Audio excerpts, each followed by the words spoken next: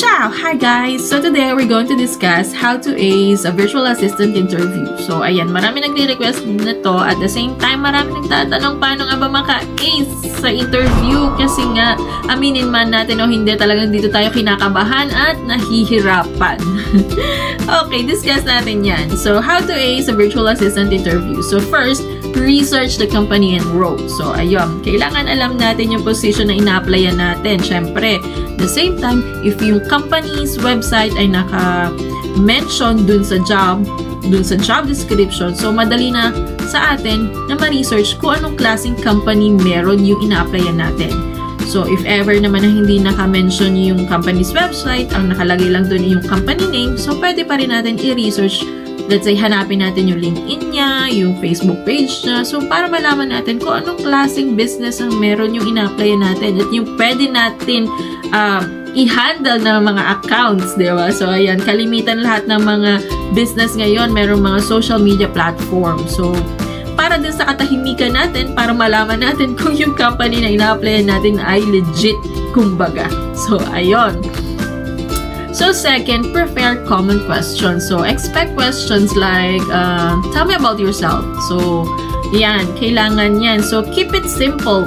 Highlight your VA skills and experience. If ever naman wala tayong VA na skills pa or wala pa tayong experience na mag-work as VA, kumbaga pwede natin i-align yung mga previous job natin dun sa ina-applyan natin.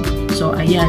And then, what tools and software are you proficient in? So, mention pagka-project management, Trello, Asana, mga ganon.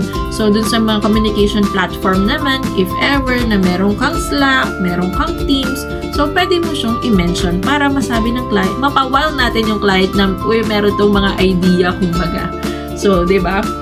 So, and then third, demonstrate professionalism. Test your internet connection, microphone, and your camera before the interview. Siyempre, nakakahiya naman dun sa nag-i-interview na naka-on ang camera ng ating client. Tayo hindi, di ba? So, parang nakakahiya yun. So, mas maganda if naka-on yung camera ng client, siyempre tayo kailangan naka-on din.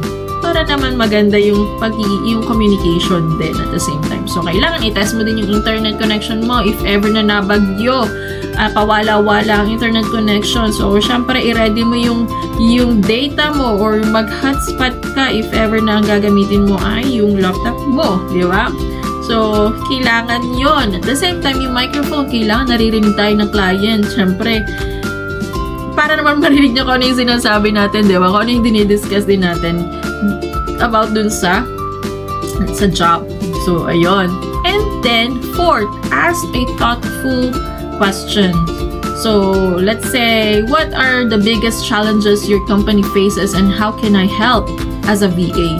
So, syempre, pagka meron tayong mga tinatanong after ng interview, kasi syempre, after ng interview, tinatanong tayo na meron ka bang question? So, pwede mo siya mention itong mga ganitong yung question na to, yung what are the biggest challenges your company faces and how can I help as a VA? And then also, pwede mo din itanong kung pwede ka ba mag-work, kung saan ka mag-work na time zone sa company, sa kanila ba? Or pwede sa Philippine base or Philippine time zone. So, ayun. So, kailangan alam mo din yun para malaman ng client talagang interesado ka dun sa job. So, after na finish mo na yung interview, pwede ka mag-send after an hour or two, na magsasend ka lang ng thank you email na nagpapasalamat ka na na-interview ka at the same time, para malaman nila na gaano ka ka-interesado talaga dun sa job. So, ayun. And then, meron mga client na nagbibigay ng short task para lang makita ng client kung ano yung mga skills na meron ka. At the same time, malaman niya kung ano yung strength mo at saka yung weaknesses mo pagdating sa task. So, meron talaga mga gano'n, nagbibigay ng short task. So, yun. Kailangan natin yung sagutan or gawin yung task na yon para malaman din ng client na talagang interesado tayo dun sa job na yon.